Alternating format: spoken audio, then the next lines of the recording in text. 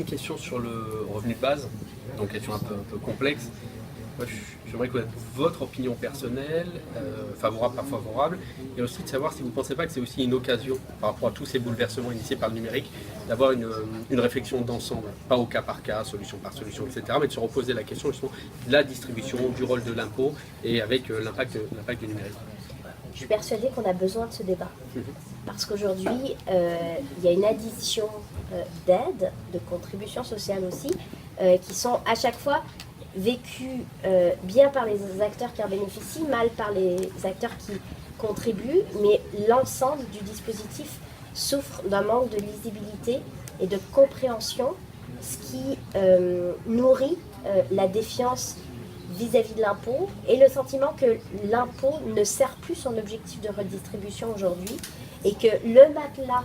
qui permet de mettre en avant le modèle social français, qui est le modèle qui permet de ne pas plonger dans les coups durs et qui est très réel, et bien aujourd'hui il est remis en cause justement du fait de l'addition des aides, etc. Donc, et avec des formes de travail qui sont très mouvantes, notamment du fait du numérique, un travail qui doit muter beaucoup plus souvent au cours d'un parcours professionnel, beaucoup plus de place laissée à l'initiative personnelle, à l'entrepreneuriat par exemple, à des parcours plus hachés, à plus de mobilité, notamment à l'international, mais pas uniquement, mobilité géographique et intersectorielle, bien avec un monde du travail tellement changeant, oui, il faut repenser, je crois, le mode de redistribution de la valeur tirée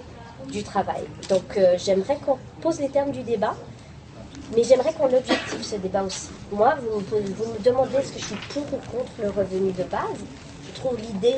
très attractive intellectuellement et politiquement, mais pour ou contre, je ne peux pas répondre comme ça. Et dans mon projet de loi pour une république numérique, il y a une disposition qui va permettre aux chercheurs, les chercheurs ça peut être des économistes, des sociologues, des statisticiens, de faire de l'appariement de données qui sont des données publiques produites par les administrations,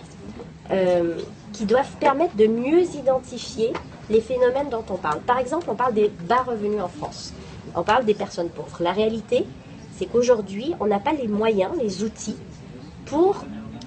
connaître la vraie situation d'un individu ou dans son foyer ou de son foyer en termes de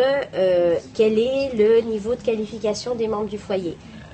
quel est le revenu moyen, il bénéficie de quel type d'allocation,